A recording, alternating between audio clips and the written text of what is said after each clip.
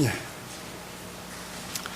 여러분, 요즘 폐륜 동영상이 이 사회에 지금 화제가 되고 있습니다. 그리고 청소년들의 폐륜 행위를 찍은 동영상이 나와서 지금 비난이 쏟아지고 있습니다. 내용은 이런 겁니다.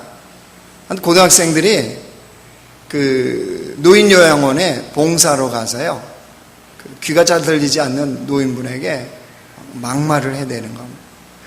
그거를 동영상으로 찍어서 이렇게 유튜브에 올려다 놓으니까 사람들이 그걸 보고 이제 깜짝 놀랐어요.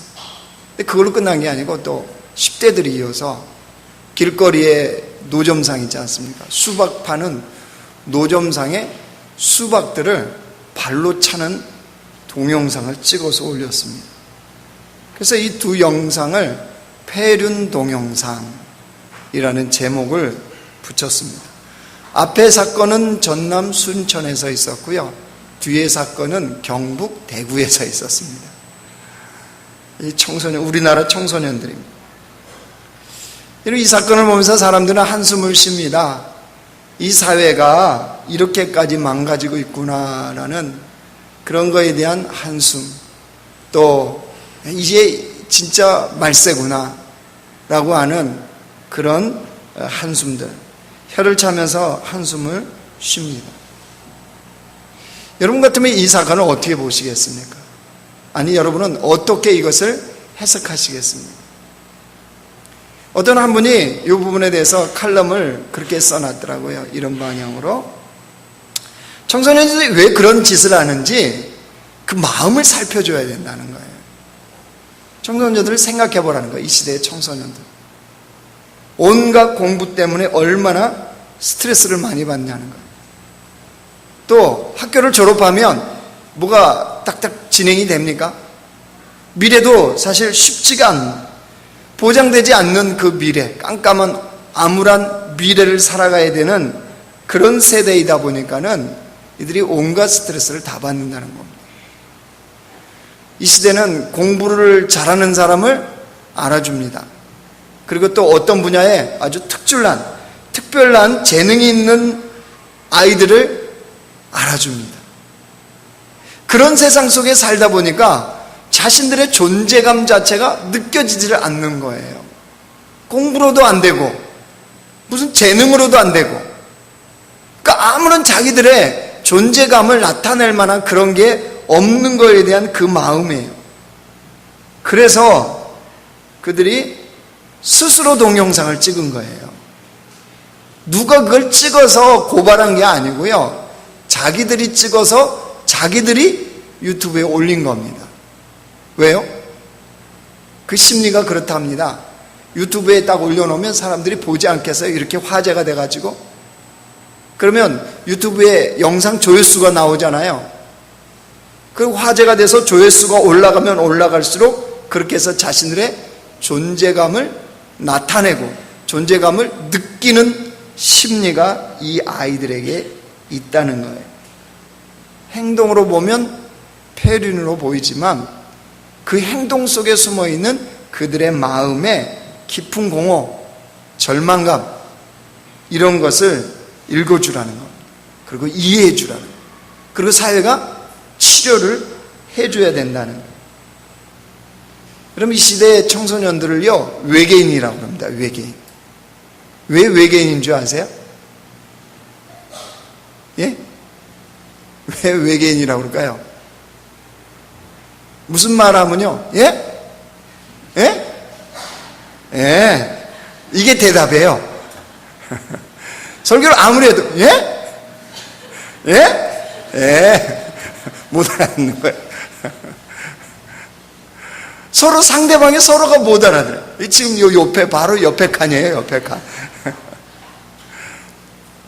거기만 있는 건 아니더라고요. 이쪽에도 있더라고요. 아무리 얘기해도 못 알아듣더라고요. 서로가 안 통하면요, 그게 이제 외계인인 거예요. 도저히 이해가 안 되는. 일탈되는 이들의 행동, 이들의 모습. 여러분, 그거 하나 이해한다는 거, 이해하려고 노력한다는 거, 이것도 굉장히 소망적이죠. 왜냐하면 대부분의 사람들은 이해 안 합니다. 에이, 페륜 아들이구나. 쟤들은 원래 저래. 이러면서 그냥 취급해버린다는 거예요. 그런데 만약에 여러분 예수님이라면 이 사건을 어떻게 보셨을까요? 아니, 예수님은 이 사건을 어떻게 처리하실까요? 그게 7절입니다. 같이 읽습니다. 긍휼히 여기는 자는 복이 있나니 그들이 긍휼히 여김을 받을 것이며. 어떻게 하신대요, 주님은? 긍휼히 여긴대요. 여러분, 긍휼 그러면 어떤 생각이 떠오르십니까? 우리는 긍휼 그러면 우리의 마음의 상태를 생각합니다. 다른 사람을 향한 내 마음의 상태, 나의 감정, 나의 느낌, 다른 사람을 불쌍히 여기는 나의 감정, 다른 사람을 불쌍히 여기는 나의 느낌, 이것을 긍휼로 생각합니다. 여러분, 그러면 예수님 말씀하시는 긍휼도 그것일까요?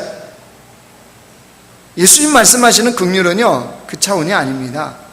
여기서 긍휼히 여기는 자는 복이 있나니 할 때 이 긍휼이라는 단어는요, 엘레오입니다. 엘레오, 헬라어로 엘레오인데 이게 무슨 뜻이냐 그러면요, 감정이나 느낌에 머무는 것이 아니라 구체적인 행동으로 나타나는 것, 이게 엘레오입니다. 주님이 말씀하시는 긍휼히 여기는 거는요, 그냥 감정으로, 느낌으로, 불쌍하다, 안 됐네, 이 수준이 아니라는 거예요. 그걸 느끼고 어떻게 해요? 행동으로 드러나는 것, 이게 긍휼히 여기는 거예요. 예수님이 비유로 들었던 선한 사마리아인 이야기 나오죠. 선한 사마리아인. 한 사람이 길가에서 강도를 만났습니다. 모든 것을 다 빼앗기고 얻어맞아서 거의 죽게 이르게 되었습니다. 그리고 강도는 그를 내버리고, 길거리에 내버리고 도망을 쳤습니다. 그 길을 한 사람 제사장이 지나갑니다. 그 다음에 또 레위인도 지나갑니다. 이 두 사람이 어떻게 했습니까? 그 강도를 분명히 강도가 아니고 강도 만난 사람을 분명히 보았습니다. 지금 죽게 생겼습니다. 뭔가 도움이 필요합니다. 분명히 제사장도 보았고 레위인도 보았어요. 그 강도 만난 사람을 본 제사장이나 레위인은 어떤 마음을 가졌을까요? 분명히 이 마음 안 가졌을까요? 안 됐다, 참 불쌍하다, 저거 어떻게 해야 될 텐데, 이 마음을 분명히 제사장도 레위인도 가졌을 겁니다. 근데 성경에 뭐라 그래요? 그 제사장이나 레위인은 보고 피해서 갔다고 그랬어요. 마음은 가졌어요, 마음. 그런데 그냥 갔어요. 이러면 이거는 긍휼이 아닙니다. 반면에 사마리아인은 어떻게 했습니까? 사마리아인도 똑같이 봤습니다. 강도 만난 사람. 사마리아인도 똑같이 마음에 안 됐네, 불쌍하네, 저거 어떻게 해야 될 텐데, 이렇게 마음을 가졌습니다. 그러고 나서 사마리아인이 어떻게 했습니까? 녹음이 이렇게 기록합니다. 같이 읽어요. 시작. 가까이 가서 기름과 포도주를 그 상처에 붓고 싸매고 자기 짐승에 태워 주막으로 데리고 가서 돌보아 주니라. 그 이튿날 그가 주막 주인에게 데나리온 2를 내어주며 이르되 이 사람을 돌보아 주라. 비용이 더 들면 내가 돌아올 때 갚으리라 하였으니. 앞으로 넘겨보세요. 여러분 파란 글씨 봐보십시오. 가까이 가서 그랬죠. 그 다음에 돌보아 주니라. 방송실 좀 울려요. 소리 좀 조정해보세요. 가까이 갔다 그랬죠. 가까이. 누구에게요? 강도 만난 사람. 그리고 어떻게 했어요? 돌보아 주었다 그랬죠. 그냥 감정과 느낌으로 끝나버린 게 아니고요, 사마리아인은 어떻게 했다고요? 그에게 가서 구체적인 행동으로 연결됐다는 거예요. 예수님이 말씀하시는 긍휼은요, 이걸 말씀하는 겁니다. 여러분, 그러면 동정심하고 긍휼은 어떻게 다를까요? 동정심.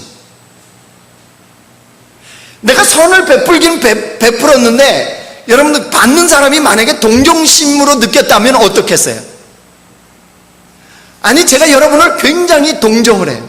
동정심이 막 나요. 기분이 어떠세요? 예? 외계인이에요? 선을 베풀었는데 동정심이면 받는 사람도요 기분이 나쁩니다. 그렇지 않아요? 그럼 동정심하고 긍휼을 어떻게 이 구분을 짓냐는 겁니다. 이거는요 지속성의 여부로 알 수 있습니다. 동정심은 이례적입니다. 예를 들어서 어떤 사람이 여러분에게 도와달라고 그랬어요. 그래서 기꺼이 도와줬어요. 근데 그 다음날 또 찾아서 또 도와달라는 거예요.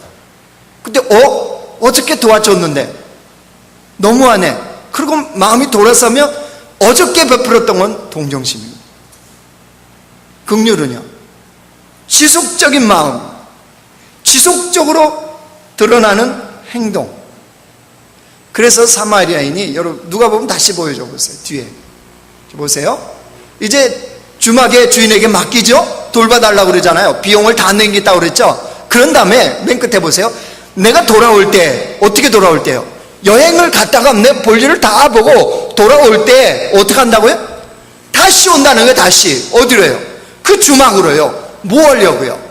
그 강도 만난 사람에 대해서 다시 돌보기 위해서, 상태를 살피기 위해서 내가 돌아올 때 주막으로 다시 오겠다는 거예요. 그래서 그때 비용이 더 들었으면 내가 더 갚아주겠다는 이 이야기입니다. 여러분 이게 긍휼이에요. 긍휼. 이제 긍휼의 의미를 아시겠죠? 주님 말씀하시는 긍휼히 여기라, 긍휼히 여기냐는 복이 있나니 할 때 이 긍휼이 어떤 의미인지 아시겠죠? 자, 끄떡끄떡 시작. 3분의 1만 끄떡끄떡 하시군요. 자, 외계인들은 빨리 자기 고향으로 가세요. 자, 그러면 우리 질문은 이거예요. 그러면 왜 우리는 긍휼히 여기는 자로 살아야 하냐 말이에요. 왜 우리는 다른 사람에게 긍휼을 베풀어야만 되냐 말이죠. 여러분 그렇지 않아요? 이 세상은 치열한 세상입니다. 경쟁의 사회예요. 얼마나 치열합니까? 이런 세상에 긍휼이라는 삶의 단어, 이게 어울립니까? 매력적입니까? 전혀 그렇지 않습니다. 더구나 나 자신의 삶 하나도 헤쳐나가기 급급한데, 내 삶 하나 챙기기도 쉽지 않는데 무슨 다른 사람을 향해서 긍휼을 베푸냐 말이에요. 여러분 이게 이치에 맞냐 말이에요. 왜 주님은 도대체 우리와 하여금 다른 사람에게 긍휼을 베푸는 삶을 살라고 하냐 말이에요. 그 이유는요 이것 때문입니다. 우리가 주님으로부터 긍휼히 여김을 받았기 때문입니다. 그리고 또한 여전히 긍휼히 여김을 받아야 살 수 있는 존재가 우리이기 때문입니다. 여러분 하나님이 우리를 구원하신 구원을 보십시오. 베드로전서 2장 말씀 봐보세요. 같이 읽어요. 시작. 너희가 전에는 백성이 아니더니 이제는 하나님의 백성이요 전에는 긍휼을 얻지 못하였더니 이제는 긍휼을 얻은 자니. 우리가 원래 존재가 뭐래요? 원래는 전에는 이랬죠. 전에는 하나님 백성 아니었다는 거예요. 하나님이 전혀 긍휼을 얻지 못했다는 거예요. 그러나 이제는 어떻게 됐대요? 이제는 하나님의 백성이고 하나님의 긍휼을 얻은 자래요. 무슨 말씀이에요? 예수 그리스도의 십자가의 긍휼을 얻어서 우리가 하나님의 백성이 된 존재라는 거예요. 그러니까 우리는 하나님의 긍휼하심으로 주님의 백성이 된 거지, 우리가 무엇이 있어서, 무엇이 잘나서, 어떤 조건이 있어서 하나님의 백성이 된 게 아니라는 거예요. 모두가 다 뭐예요? 십자가의 긍휼하심이에요. 맞아요? 옆에 사람 한번 보실래요? 한번 좌우로 보세요. 보고만 건드세요. 저를 다시 보세요. 예, 봤죠? 예, 그 괜찮아 보여도요, 주님의 십자가의 긍휼이 없었다면 구원 전혀 못 받을 그런 존재들이. 맞죠? 예, 여러분 우리가 그렇게 해서 구원받은 백성이 된 거예요. 철저히 주님의 긍휼하심 때문이었어요. 근데 그 긍휼하심은요 그걸로 그치지 않았어요. 여러분 주님께서 우리의 과거를 묻나요? 안 묻나요? 여러분 어젯밤에 주님이 나타나셔서 그러셨던가요? 야, 너 10년 전에 그거 있잖아, 그거 말이야, 그거 내가 기억하는데 너 기억해 안 해? 이 물으시던가요? 제가 아는 하나님은요 한 번도 저희 과거를 묻지 않으세요. 제가 아는 아내는 물어요. 아내는 당신 옛날에 그랬잖아, 그때 그랬잖아. 아니 나도 기억 안 하는 것을 아내는 기억해요. 그리고 바가지를 긁습니다. 그런데 우리 주님은요, 한 번도 저한테 과거를 묻지 않으세요. 과거를 묻지 않는 것뿐만 아니라 허물을 묻지 않으세요. 그뿐이 아니세요. 지금도 기도하면 주님은 응답해 주세요. 그리고요, 저를 믿어주세요. 제가 어떻게 이 강대상에 섰는지 아세요? 주님이 오늘도 저를 믿어줘서 이 자리에 있다는 거 아세요? 몰라요? 여러분이 왜 오늘도 코에 호흡이 있을까요? 당연한 거예요. 왜 살아 숨쉬죠? 주님 믿어주시는 거예요.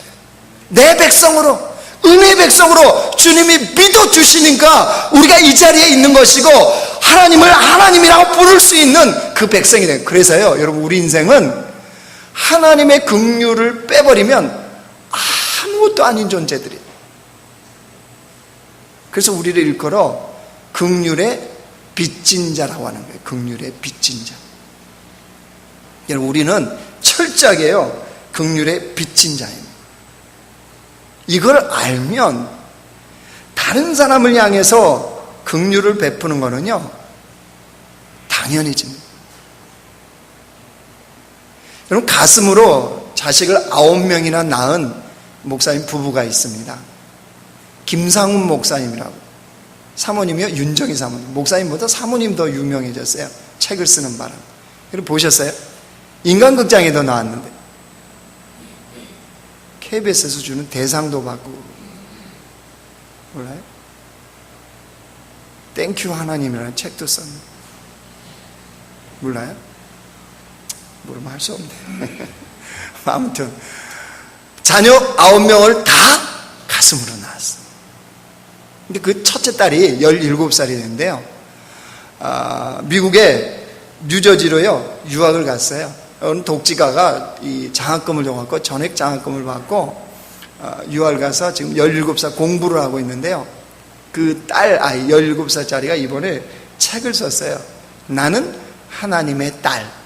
이게 책 제목이에요. 썼는데 그런 이제 스토리를, 자기의 스토리를 쭉 이제 쓴 겁니다. 근데 그런 게 있어요. 이게 위에가 딸, 아들, 그리고 이제 뒤에 뭐 아들, 딸만 이렇게 쭉 섞어서 나가서 9명이니까 저도 기억을 못 하겠는데, 얘가 첫째 딸이에요. 둘째가 딸이고, 셋째가 아들이에요. 첫째가 이름이 하은이, 둘째가 하선이, 셋째가 하민이에요. 셋째 아들이 입양될 때까지 자기는 자기 동생하고 자기가 입양된 거를 전혀 몰랐다. 그런데 남동생이 오늘 갑자기 들어온 거예요. 낳은 게 아닌데. 그때 인식을 했대요. 아, 나도 입양됐구나. 그게 얼마나 충격이었겠습니까? 어느 날 하나님께요 눈물로 기도하면서 물었답니다. 뭐라고 하나님께 물었냐 그러면 이렇게 물었답니다. 하나님, 왜 저는 입양되었나요?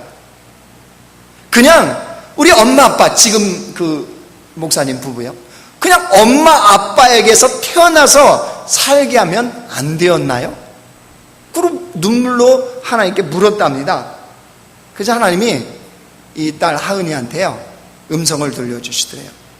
뭐라고 들려주냐면 이렇게 얘기했답니다. 얘야, 이 땅에 있는 모든 사람들은 내가 다 입양한 사람들이란다. 무슨 말씀인지 아시겠어요? 영적인 입양이요.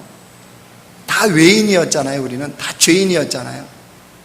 이 사실, 이 음성을 깨닫고 나서는요, 이 아이가 그 마음에 자유함이 오더랍니다. 입양에 대한 이런 부분에 대한 자유함이 딱 오니까는요, 하나님의 그 사랑과 그 은혜, 자기 부모님이 자기에게 베풀어준 사랑과 은혜, 이거에 대한 빚진 자의 마음이 탁 들더랍니다. 그래서 그가 마지막에 이런 말로 이렇게 마무리를 합니다. 뭐라고 그러냐면요, 감사합니다.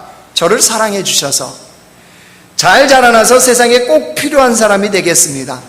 잘 배워서 지금 배운 걸 다른 사람을 위해 꼭 사용하는 받은 사랑에 보답하는 하은이가 되겠습니다. 잘 지켜봐 주세요. 17살짜리 아이가 했던 말이에요. 왜 여러분 이런 말이 가능해집니까? 사랑받은 자가요, 사랑을 베풉니다.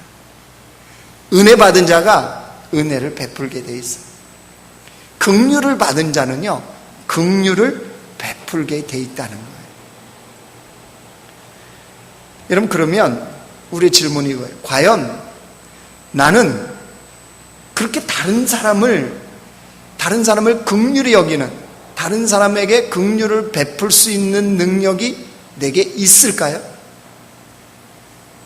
아니, 긍휼히 여기는 자는 복이 있다고 그랬는데 과연 내게 그런 능력이 있냐 말이에요.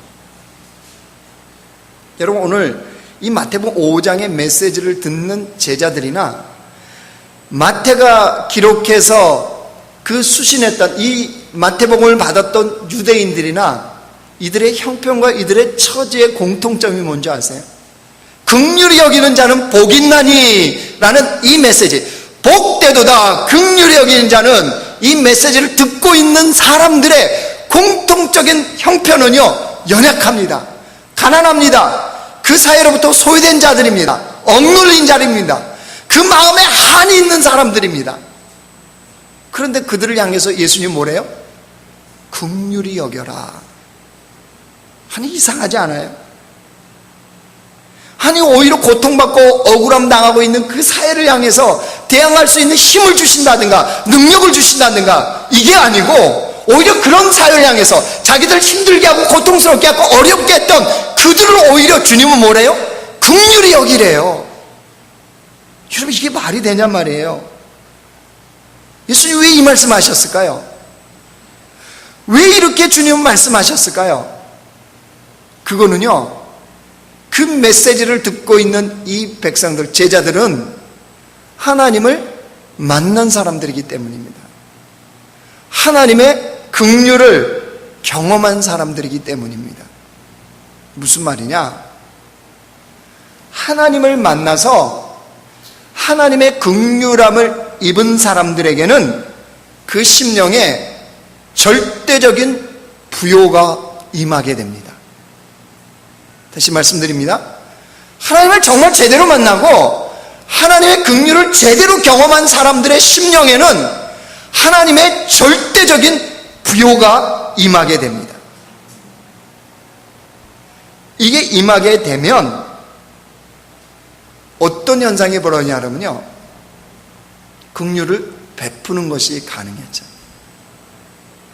왜 사람들이 이걸 못하느냐 그러면요, 우리가 다른 사람에게 긍휼을 베푸지 못하고, 우리가 다른 사람에게 선을 베풀지 못하고 구제하지 못하고 돕지 못하는 이유는 우리 안에 상대적인 빈곤감이 있기 때문입니다.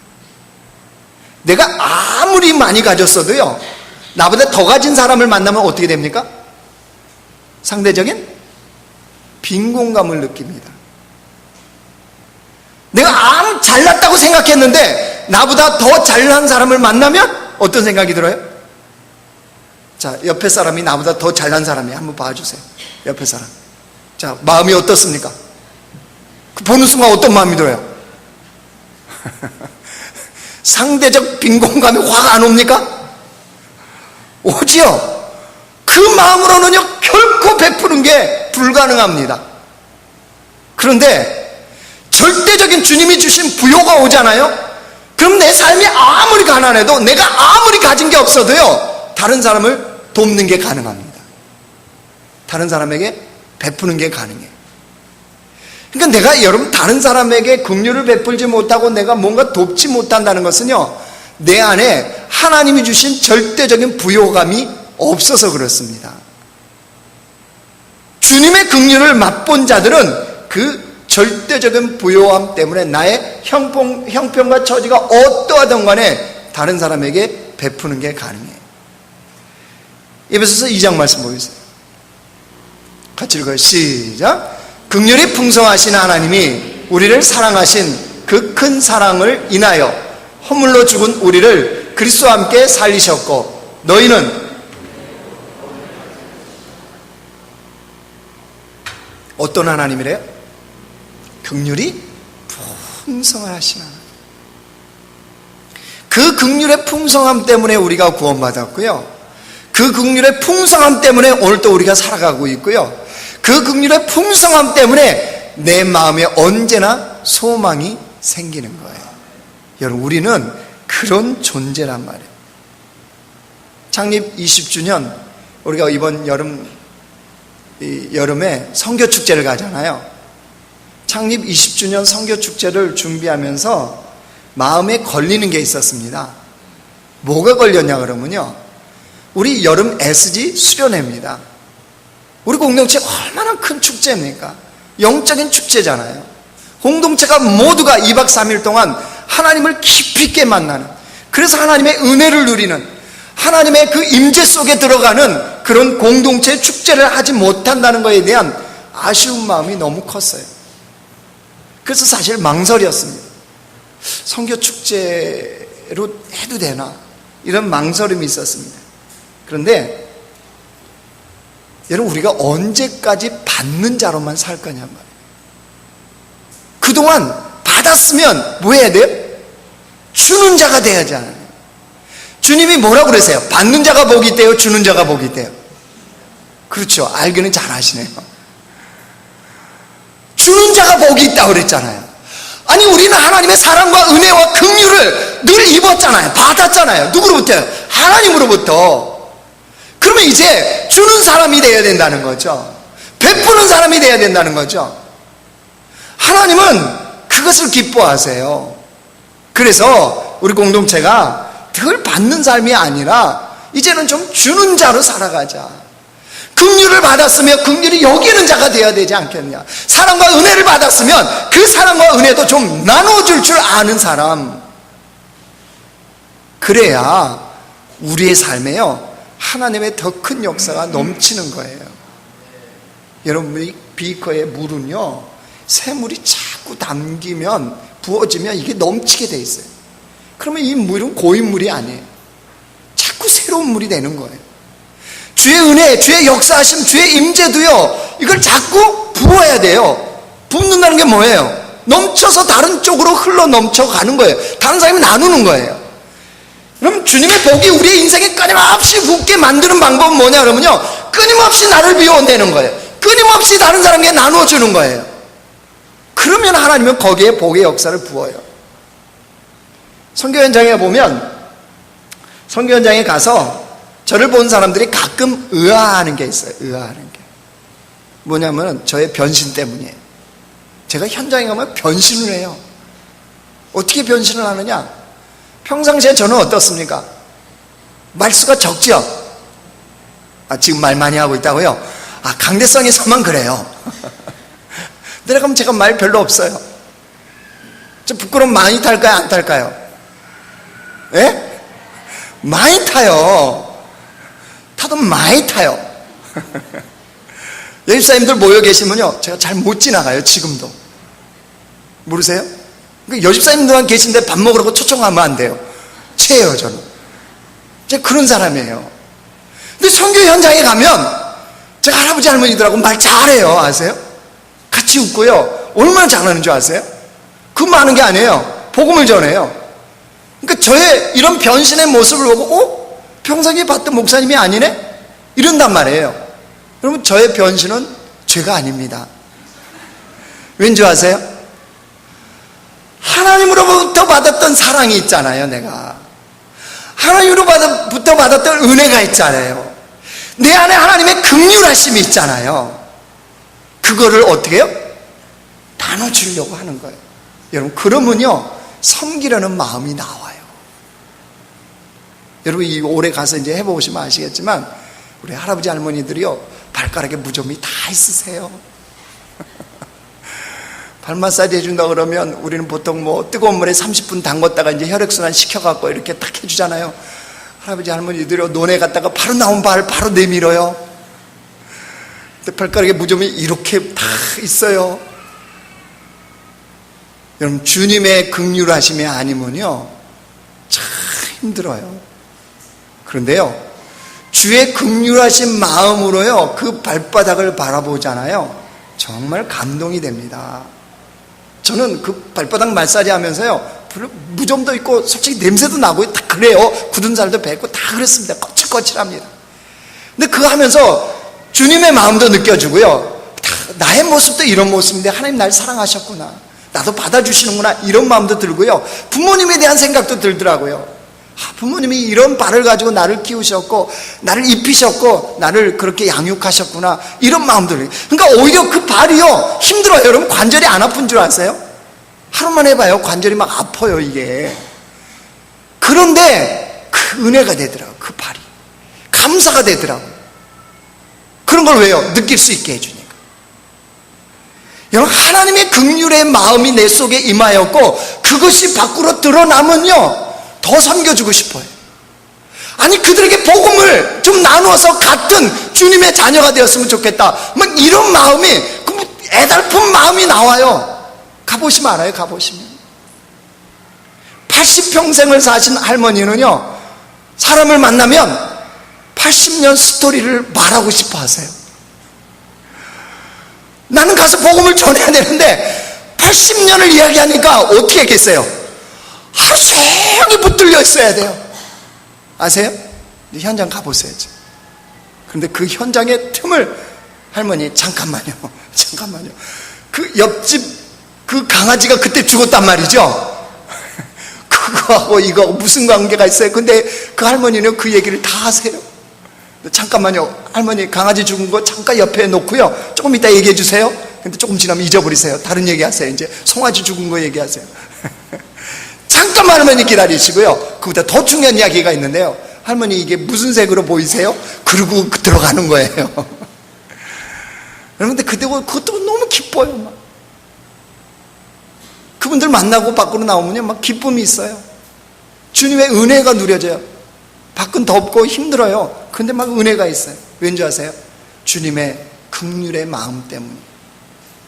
여러분, 이번에 선교 축제예요. 여러분 가셔서 그 주님의 긍휼의 마음을 이렇게 나누어주고 드러내시는 기회가 되시기 바랍니다. 말씀을 정리하겠습니다. 우리는 주님으로부터 긍휼히 여김을 받은 존재들입니다. 아니, 앞으로도 계속적으로 주님의 긍휼히 여김이 있어야 살아가는 존재들입니다. 그렇기 때문에 긍휼을 받은 자답게 당연히 여러분 가까이 있는 가족들이요, 또 주변에 있는 사람들에게 긍휼을 나타내셔야 돼요. 마틴 로이드 존스 목사님이요 이 본문을 이렇게 해석해 놨더라고요. 제가 볼 때는 정말로 해석을 정확하게 하신 거예요. 이렇게 해석을 해놨습니다. 다른 사람에게 긍휼히 여기는 자는 복이 있나니 저희가 긍휼히 여김을 받은 증거이기 때문이다. 오늘 5장 7절을 그렇게 해석해놨습니다. 무슨 말이에요? 네가 하나님의 긍휼을 받은 증거가 뭐냐는 거예요. 네가 하나님으로부터 용서함 받은 증거가 뭐냐는 거예요. 네가 하나님께 구원받은 주의 백성이라는 증거가 뭐냐는 거예요. 그건 뭐라고요? 네가 다른 사람을 용서하는 거다. 네가 다른 사람을 긍휼히 여기는 거다. 네가 다른 사람에게 그 구원의 복음을 전하는 것이다. 제가 볼 때는요 너무나 정확하게 해석해놨어요. 아주 주님의 마음에 딱 합당한 해석이라고 봅니다. 여러분, 우리가 긍휼히 받은 증거가 뭐예요? 하나님의 백성이라는 증거가 뭐예요? 교회 오는 거예요? 예배 드리는 거예요? 아니요. 주님의 마음이, 그 성품이 우리를 통해서 드러나는 거죠. 그래서 다른 사람들이 나를 통해서 예수 그리스도를 보는 거죠. 그게 하나님의 백성이잖아요.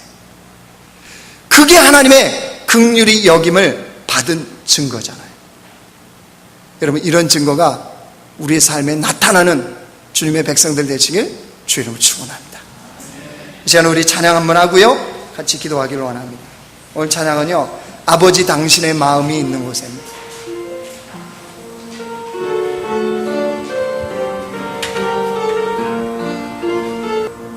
하나님 아버지, 우리는 주님의 그 긍휼하심으로 구원을 받았고 그 긍휼하심으로 오늘도 살아있는 존재가 되었는데, 하나님 어쩌면 우리는 그렇게 다른 사람에게 긍휼을 베푸는 것에 인색하며 그 긍휼이 메마른 상태로 우리가 살아가는지요. 하나님, 다시 한번 주님 앞에 우리 자신을 돌이키며 주님의 긍휼을 받은 자답게 다른 사람들을 긍휼히 여길 줄 아는 하나님의 백성으로 살게 하여 주시옵소서. 우리 가정에서, 직장에서, 캠퍼스에서, 우리의 삶의 현장에서 하나님의 긍휼을 드러내는 믿음의 사람들 되게 하여 주시옵소서. 예수님의 이름으로 기도드리옵나이다. 아멘.